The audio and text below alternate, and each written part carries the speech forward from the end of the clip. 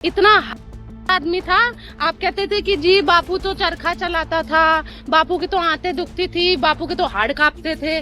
बापू के हाड़ एकदम स्ट्रेट रहते थे, सीना तान के खड़ा रहता था अंग्रेजों के सामने। तो जैसे ही कोई जवान लौंडिया दिख गए, और तेरी की आजा जा।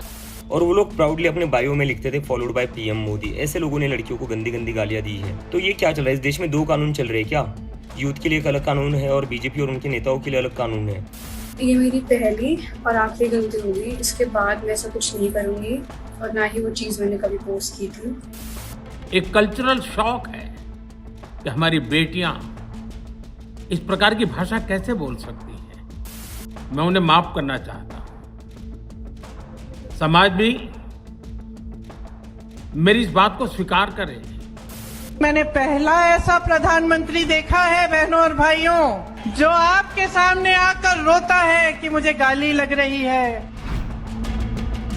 दोस्तों, इन दो चेहरों को देखिए। एक है जंतर मंतर प्रोटेस्ट के दौरान रुचिका सिंह पीएम मोदी को अभद्र भाषा का इस्तेमाल करती हैं पीएम मोदी के लिए, उसके बाद इनके खिलाफ 0 एफआईआर दर्ज कर दी जाती है। दूसरी तरफ अब इस चेहरे को देखिए, ये है रिद्धिमा शर्मा। ये देश के राष्ट्रपिता महात्मा गांधी के लिए गाली का इस्तेमाल करती हैं, लेकिन इनके खिलाफ कोई एफआईआर नहीं। मतलब राष्ट्रपिता को कोई इतनी गंदी बात कहे, उन्हें हरामजादा कहे, उस पर कुछ नहीं। मीडिया का दोहरा रवैया देखिए। एक तरफ दिन रात जो गाली दी गई पीएम मोदी को, उस मामले को उठा रहे, लेकिन दूसरी तरफ रिद्धिमा शर्मा पर कोई सवाल नहीं उठ रहा है। यहाँ तक कि रुचिका ने माफी भी मांग ली है, पीएम मोदी ने माफ भी कर दिया है, लेकिन अब लोग सिर्फ एक ही सवाल पूछ रहे हैं, रिद्धिमा शर्मा कब माफी मांगेंगी? इन्होंने देश के राष्ट्रपिता के लिए जिस भाषा का इस्तेमाल किया है वो देखिए जरा। क्या चरखे चला के नहीं, इन ने इतने जुर्म करे। ये मंदिर के अंदर तो पढ़ता था कुरान, और वहाँ पर अगर इसका कोई विरोध कर देते कि जी आप मस्जिद के अंदर भी पढ़ो, तो ये उनको जेल में फेंक देता था। इतना आदमी था। आप कहते थे कि जी बापू तो चरखा चलाता था, बापू की तो आंतें दुखती थी, बापू के तो हाड़ कांपते थे। बापू के हाड़ एकदम स्ट्रेट रहते थे, सीना तान के खड़ा रहता था अंग्रेजों के सामने। तो जैसे ही कोई जवान लौंडिया दिख गए, और तेरी की आजा जा, कमर झुक गई, कंधे झुक गए।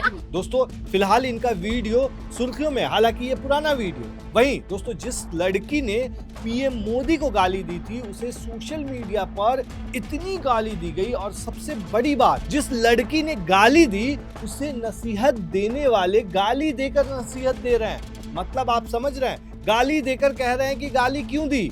मतलब इस तरह की चीजें कही जा रही। हालांकि रुचिका ने माफी मांग ली है, सुनिए जरा। मैंने जो करा वो माफी के लायक नहीं था। मैंने बहुत गंदी चीजें बोली है, बट ये मेरी पहली और आखिरी गलती होगी। इसके बाद मैं ऐसा कुछ नहीं करूंगी और ना ही वो चीज़ मैंने कभी पोस्ट की थी। मैं पूरे देश से माफी मांगती हूँ। मैं इतनी शर्मिंदा हूँ, मैं अपनी नजर भी नहीं उठा पा रही हूँ। मैं सबसे माफी मांग रही हूँ, मुझे प्लीज माफ कर दीजिए। वहीं दोस्तों, पीएम मोदी ने भी माफी की बात की है कि वो उन्होंने कहा कि शरारती बच्चे हैं, जिस तरह की उन्होंने बात कही है, उनका वीडियो वायरल है। सुनिए जरा, उसके बाद आपको असली कहानी बताते हैं। मैं समाज के अंदर जो आक्रोश है उसको भली भांति समझ सकता हूं। एक कल्चरल शॉक है कि हमारी बेटियां इस प्रकार की भाषा कैसे बोल सकती हैं। लेकिन समय है इन बच्चों को गले लगा करके राह दिखाने का। ये गुमराह बच्चे हैं, उनको राह दिखाना हमारा काम है। उनको सजा देना, अदालतों के चक्कर कटवाना, समाज में उनको प्रताड़ित करना, इससे हम परिस्थितियां नहीं बदल पाएंगे। मैं उन्हें माफ करना चाहता हूं। समाज भी मेरी इस बात को स्वीकार करे।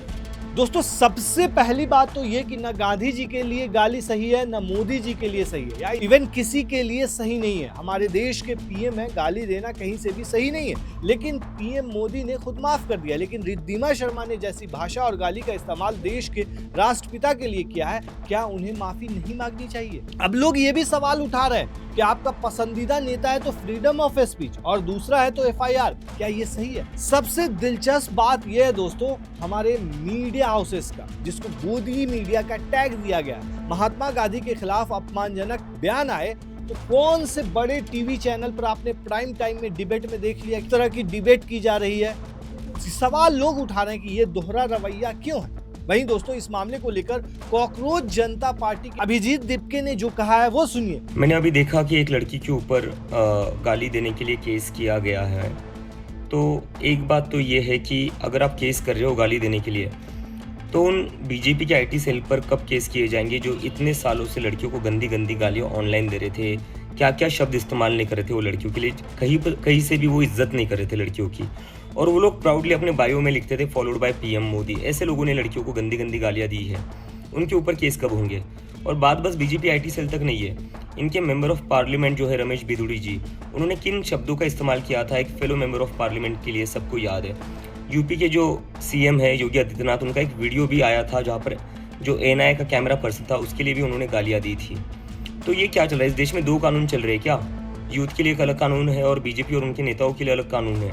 और गाली देना कोई अपराध नहीं है, गाली देना इज नॉट अ क्राइम। अगर कोई गाली देता है वो बुरा हो सकता है, वो बुरी बात हो सकती है, तो उसको आप समझाइए, उसको आप कहिए कि गाली मत दो। लेकिन केस किस बात पर किया जा रहा है? अगर गाली देने पर केस करना पड़े तो सबसे ज़्यादा केसेस जो होंगे वो बीजेपी आईटी सेल पर होंगे, क्योंकि सबसे ज़्यादा औरतों को गंदी गंदी गालियाँ उन्होंने ही दी है, और बीजेपी के नेताओं पर होंगे जिन्होंने इतनी गंदी गालियाँ इतने सालों से दी और पार्लियामेंट के अंदर भी दी है। वहीं दोस्तों अब सोशल मीडिया पर लोग सवाल कर रहे हैं, और सवाल ये भी कर रहे हैं कि जिन लड़कियों को गाली दी जा रही है, टी राजा सिंह का भी वीडियो वायरल होता है। वो पहले जब बीजेपी में थे, यहाँ तक कि संसद में बैठकर रमेश बिधूड़ी किस तरीके से गाली दे रहे थे और कौन सी भाषा का इस्तेमाल कर रहे हैं। महात्मा गांधी के लिए कितनी गंदी गंदी भाषा का इस्तेमाल किया गया है, और कई सारे ऐसे टीवी प्रोग्राम होते हैं जिसमें गाली गलौज चलता रहता है। वहीं दूसरी तरफ इन सब मामलों को लेकर जिस तरीके से पीएम मोदी के लिए अभद्र भाषा का इस्तेमाल किया गया, उस पर प्रियंका गांधी का एक वीडियो वायरल है। सुनिए क्या कह रही है। मैंने पहला ऐसा प्रधानमंत्री देखा है बहनों और भाइयों,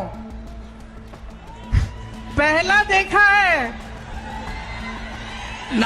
जो आपके सामने आकर रोता है कि मुझे गाली लग रही है, मुझे गाली दे रहे हैं। आपके दुख सुनने के बजाय अपना दुखड़ा आपको सुनाते हैं, और किसी ने उनके ऑफिस में बैठकर एक लिस्ट बनाई है।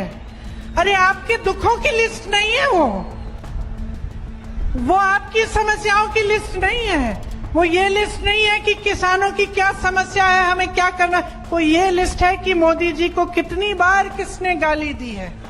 कम से कम एक पन्ने पे फिट तो आ रही है। अगर मेरे परिवार को जो गालियां दी हैं इन लोगों ने, हम लिस्ट बनाना शुरू करें तो हम किताब पे किताब छपवा लेंगे। हिम्मत करो मोदी जी, मेरे भाई से सीखो। मेरा भाई कहता है गाली क्या, मैं गोली खाऊंगा इस देश के लिए। मेरा भाई कहता है सच्चाई के लिए मैं खड़ा रहूंगा। तुम गाली दो, गोली दो, छुरा मारो, कुछ भी कर लो, घबराओ मत मोदी जी, घबराओ मत। ये सार्वजनिक जीवन है, मोदी ये सब सहना पड़ता है। दोस्तों इन सब के बीच सबसे बड़ा सवाल जो है वो दोबारा मैं यही चीज कहूंगा कि वो राष्ट्रीय चैनल से पूछा जा रहा है, क्योंकि वो सिलेक्टिव होकर क्यों चीजों को दिखाते हैं। ये मैं नहीं पूछ रहा हूँ, ये सोशल मीडिया पर लोग पूछ रहे हैं। पीएम मोदी के लिए अमर्यादित भाषा का उपयोग किया गया, उस पर राष्ट्रीय बहस हो सकती है। तो क्या राष्ट्रपिता के लिए इतने बड़े अपमान, मतलब इतना बड़ा जो अपमान हुआ है, उस पर डिबेट क्यों नहीं हो रही? ये सवाल पूछे जा रहे हैं दोस्तों। शायद इसलिए कि दोनों की राजनीतिक धारणाएं अलग हैं। क्या इसलिए कि एक बयान सत्ता के खिलाफ था और दूसरा सत्ता के समर्थक माने जाने वाले दायरे से जुड़ा था? यही सवाल लोकतंत्र में सबसे महत्वपूर्ण हो जाता है। ये सवाल किसी एक पार्टी का नहीं है। अगर आज भाजपा पर ये सवाल उठता है तो कल यही सवाल कांग्रेस पर भी उठ सकता है। और आपको क्या लगता है दोस्तों, क्या महात्मा गांधी का अपमान करने वाली जो रिद्धिमा शर्मा है, उन पर सवाल नहीं उठने चाहिए? क्या उन्हें माफी नहीं मांगनी चाहिए? आप हमें कमेंट में जरूर बताएं।